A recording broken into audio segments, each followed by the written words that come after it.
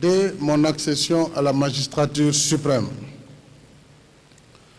j'ai fait du dialogue social un levier essentiel de la performance de l'action publique à travers notamment l'institution d'une conférence sociale. La première édition, vous l'avez rappelé, tenue en avril 2014, a permis à l'État de redynamiser le dialogue social avec comme résultat l'adoption d'une feuille de route sociale et la signature par le gouvernement et les partenaires sociaux du Pacte national de stabilité sociale et d'émergence économique, assorti d'un plan d'action. Aujourd'hui, plus que jamais, le gouvernement, le patronat et les syndicats doivent travailler ensemble pour bâtir dans le consensus la prospérité durable de la collectivité et le progrès social. C'est pourquoi je suis heureux d'être parmi vous ici à l'occasion de l'ouverture de cette deuxième conférence sociale placée sous le thème de la réforme des retraites au Sénégal vers des régimes viables et inclusifs. Et la mobilisation de ce matin des acteurs sociaux à ce grand rendez-vous de l'agenda républicain témoigne de votre engagement à asseoir une meilleure gouvernance du système national de retraite. C'est dans cette dynamique et conformément à mon ambition d'un Sénégal émergent, dans une société solidaire, que j'avais demandé au gouvernement lors du Conseil des ministres du 11 octobre 2015 d'engager la réflexion sur les réformes des systèmes de retraite. Mesdames et messieurs, tout travailleur devrait être en droit de jouir à la fin d'une vie professionnelle d'une retraite confortable lui permettant de vivre dans des conditions décentes. Néanmoins, la retraite est devenue, pour nombre de nos compatriotes, personnes âgées, une source d'angoisse existentielle. En effet, de plus en plus de personnes à la retraite figurent parmi les catégories les plus vulnérables, pour ne pas dire les plus pauvres. Cette situation est essentiellement due à notre système de retraite, dont le diagnostic révèle, malgré les avancées notoires constatées ces dernières années, le diagnostic révèle donc des insuffisances qui impactent négativement son fonctionnement. Au-delà de la faiblesse structurelle, on peut noter parmi ces insuffisances le niveau assez faible des pensions accordées aux retraités. Et je vais revenir sur le diagnostic. Les difficultés à maintenir de l'équilibre financier des régimes de retraite, les différents manquements constatés dans le reversement des cotisations, et vous l'avez rappelé, et les lenteurs administratives qui rendent difficile la finalisation du dossier devant permettre aux travailleurs de bénéficier de sa pension de retraite. Les délais pour franchir cet obstacle, assimilable à un véritable parcours du combattant, peuvent atteindre plusieurs mois, voire davantage, ce qui me semble inacceptable. Et pour comprendre la difficulté des retraites, on se rend compte, si l'on considère le nombre de cotisants par rapport au nombre de retraités qu'il y a une baisse drastique. En 2005, disons, nous avions à peu près 11 personnes en activité qui cotisaient pour un retraité. En 2011, ce ratio est tombé à 5 personnes pour un retraité. Bien sûr, la crise économique est passée par là, mais aussi nous avons des facteurs positifs. C'est que la longévité a augmenté, et c'est heureux que les progrès de la médecine et le bien-être aient eu comme conséquence l'augmentation de l'espérance de vie, pendant que les jeunes entrent de plus en plus tardivement dans le marché du travail. Il nous faut juguler cela par d'autres mécanismes. Nous avons aussi noté, pour nous en réjouir, les efforts qui ont été faits depuis 2012 dans le cadre de l'augmentation des pensions de retraite. Vous l'avez rappelé, Monsieur le Président du Conseil d'administration, représentant le patronat, les retraites ont augmenté de 40% les pensions pour l'IPRES. Ainsi, en 2012, ceux qui avaient un bimestre de 50 000 francs perçoivent en 2017 72 200 francs, soit une augmentation de 22 200 francs. Et ceux qui avaient des bimestres de 100 000 francs, aujourd'hui perçoivent 146 000 francs. Donc soit 46 000 francs d'augmentation. Nous le savons, cela n'est pas suffisant. Et pour le FNR, vous l'avez rappelé, M. Iba Diallo, les travailleurs du FNR devaient également bénéficier de la même augmentation de 10%, mais il nous faut passer par la réforme de la loi, ce qui fait qu'à la suite de cette conférence sociale, nous pourrons adopter les textes législatifs et réglementaires qui devront permettre au gouvernement de donner suite à cet engagement. Ce n'est même plus une doléance, c'est un engagement que j'ai pris. Je voudrais aussi, parlant de faibles retraites, là c'est parti, j'ai laissé mon texte, donc je suis dans les réponses par rapport aux interpellations, dire que je demande au Premier ministre, au ministre du Travail, de travailler en relation avec le patronat et les syndicats de travailleurs pour la retraite, les pensions minimales. Une pension minimale qui soit équivalente au moins à 98% du SMIC. 98%, cela nous donnera, on considère que le SMIC est de l'ordre de 36 243 francs. Ça veut dire qu'à 98%, il faudra que les pensions minimales soient à 35 518, et ceci dès l'année 2018.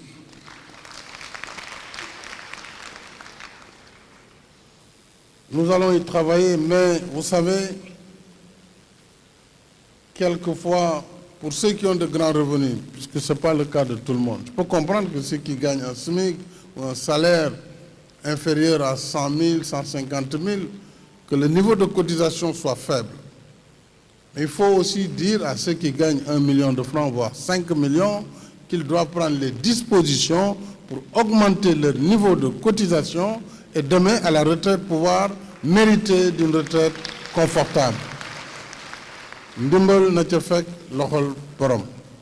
C'est la vérité aussi. Parce que quand on est actif et qu'on arrive à, au-delà même parfois du travail, à faire du travail à côté et à faire face aux difficultés de la vie, c'est beaucoup plus difficile lorsqu'on est à la retraite. D'abord, les ennuis de santé sont plus nombreux, l'âge aidant. Donc, c'est en étant actif qu'on prépare la retraite. Et c'est pourquoi je pense que les conclusions qui seront issues de vos travaux devront nous permettre très rapidement de mettre en œuvre cette réforme pour des retraites viables et inclusives, afin que le départ vers la retraite ne soit plus, disons, un cauchemar, mais plutôt une volonté de tout travailleur de pouvoir bénéficier d'une retraite paisible. Alors, je voudrais revenir donc sur quelques aspects, et pour rappeler que vous en conviendrez avec moi qu'il devient impératif pour nous de moderniser notre système national de retraite. Il convient surtout d'adopter notre modèle de gouvernance des régimes de retraite aux standards internationaux, afin de lever la psychose du départ à la retraite, je l'ai rappelé tantôt. Et dans cette perspective, j'ai instruit le gouvernement de prendre toutes les dispositions juridiques et pratiques requises pour assurer aux agents de l'État et aux travailleurs relevant du régime de l'IPRES une pension dès leur admission à la retraite. Il s'agit ici de notifier à chaque préposé, un an avant la date de départ, ses droits réels ainsi que la procédure, de même que les documents nécessaires à la liquidation et au paiement de sa pension. Pour ce faire, j'invite le gouvernement à veiller scrupuleusement au reversement régulier et intégral des cotisations à la pension de retraite exigible sur les traitements et salaires. J'invite en même temps le secteur privé à faire de même, parce que souvent d'ailleurs c'est au niveau de l'entreprise, cher ami du patronat, qu'on a plus de difficultés. Donc c'est une invite que globalement le système soit protégé. Et j'exhorte à cet égard le ministre du Travail, en relation avec l'IPRES, les organisations patronales et syndicales, à réfléchir sur la mise en place de procédures accélérées et sécurisées de reversement des cotisations et de paiement des pensions. Il nous faut de plus davantage concilier la recherche de la stabilité et de l'équilibre financier à long terme des régimes de retraite avec, comme je l'ai indiqué tantôt, le relèvement progressif du niveau des pensions afin d'améliorer le pouvoir d'achat et la qualité de vie des retraités. Répondant à l'interpellation du président des retraités sur le minimum vieillesse, il faudrait comprendre la réponse à cette doléance par notre politique de protection sociale. Nous avons mis en place un paquet de protection sociale pour la maladie, avec assurance maladie obligatoire, la couverture maladie universelle, les bourses de sécurité familiale, ainsi que le plan Sésame et d'autres facilités qui sont mises en place pour prendre en charge cette préoccupation de ce qu'on pourrait qualifier de minimum vieillesse, à combiner avec la retraite minimale.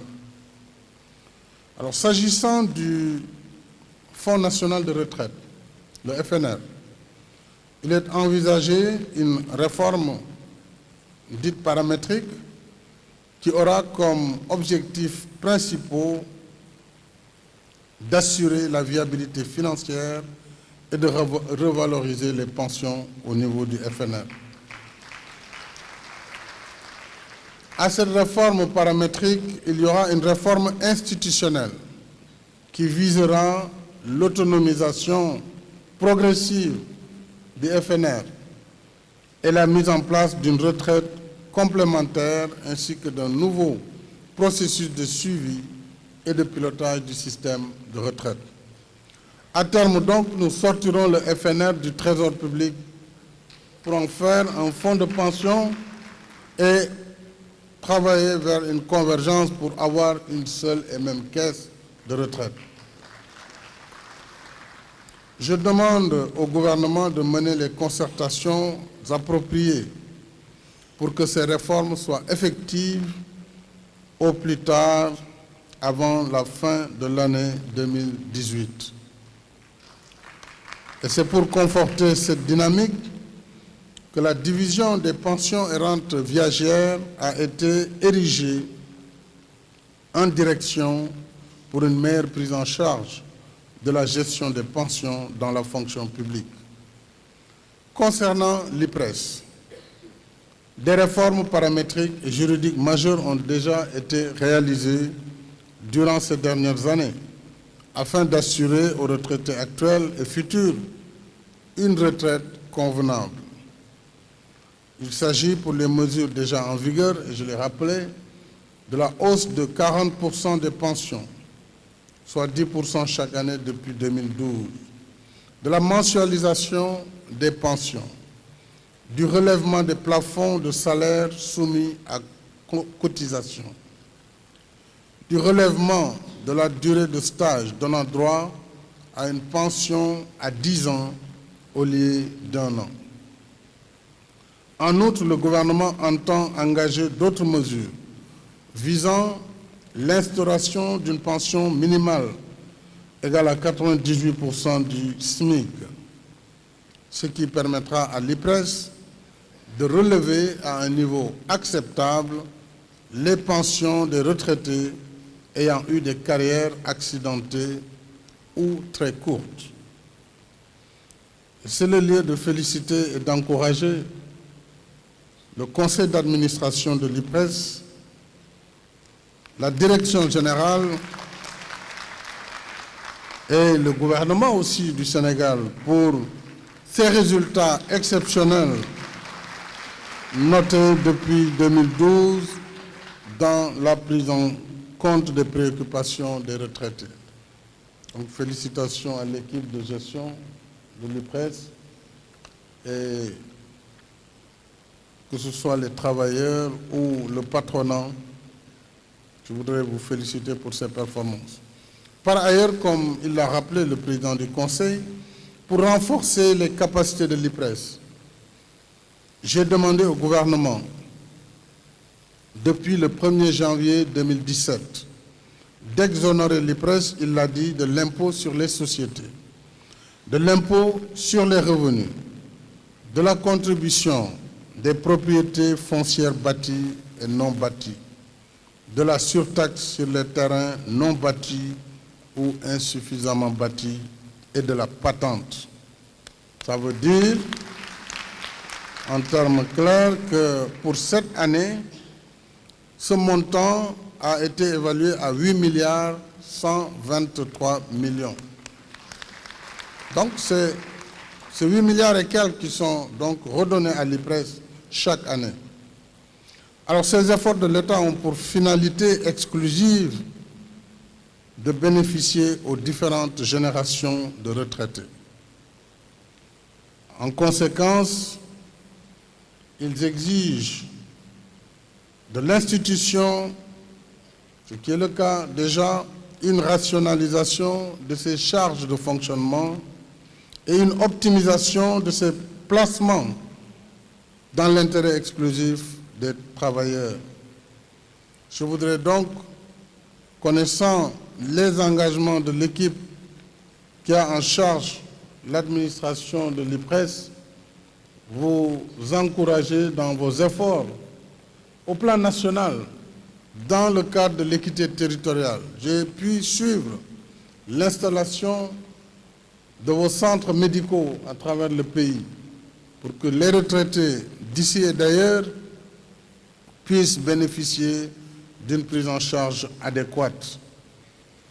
Dans le contexte socio-économique actuel, mesdames et messieurs, marqué par la faiblesse de la couverture sociale, il nous faut réfléchir à l'approfondissement et à l'élargissement de la protection sociale, tel que préconisé par l'axe 2 du plan Sénégal émergent, afin d'offrir une couverture retraite digne à tous les travailleurs.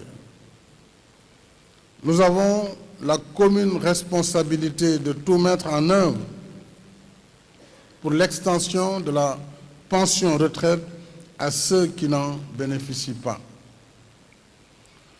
Nous devons lever l'idée tenace selon laquelle les travailleurs de l'économie informelle sont trop pauvres pour cotiser à une pension de retraite.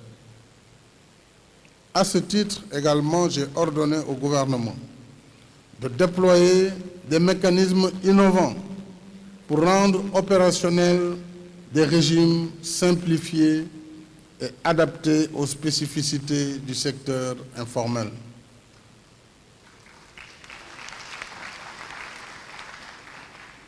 C'est ce qu'on appelle le projet d'extension de la retraite et de la maladie au secteur informel à travers le RSPC, régime simplifié pour les petits contribuables. De surcroît, le gouvernement doit travailler avec les acteurs du système financier, les établissements bancaires et les assurances et les organismes de sécurité sociale à l'instauration de fonds privés de pension ouverts à tous pour permettre à chaque travailleur de préparer les conditions maîtrisées de son départ à la retraite.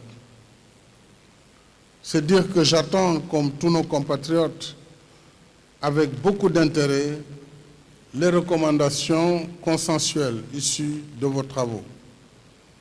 Vos conclusions vont préfigurer les mesures prioritaires qui seront prises en vue de renforcer les régimes de retraite existants, d'identifier des modalités d'extension de la couverture retraite aux travailleurs non couverts par le système actuel. Et enfin, de définir un dispositif pour améliorer la gouvernance des institutions de retraite. Mesdames et Messieurs les présidents des fédérations des associations de retraités, la tenue de cette présente conférence sociale est l'occasion de vous rendre hommage. De vous rendre un vibrant hommage après de bons et loyaux services rendus à la nation. Votre remarquable contribution au rayonnement et au développement économique et social du Sénégal reste une source d'inspiration pour notre jeunesse, un modèle d'engagement pour les jeunes salariés dans le marché du travail. Vous constituez une mine de sagesse et d'expérience inestimable au service permanent de la nation. Les générations actuelles et futures ont beaucoup à apprendre de vos vécus respectifs pour mieux asseoir la marche résolue et solidaire de notre pays vers l'émergence. Je saisis cette occasion pour louer les actions des membres de l'Association des volontaires du troisième âge et demander au gouvernement d'étudier les moyens de capitaliser leur expérience dans le cadre de la solidarité intergénérationnelle. L'événement qui nous réunit suscite beaucoup d'espoir pour toutes les personnes en activité, qu'elles soient salariées ou non salariées. C'est le lieu de saluer l'action du secteur privé sénégalais. Le secteur privé qui joue un rôle primordial dans la création de richesses et d'emplois.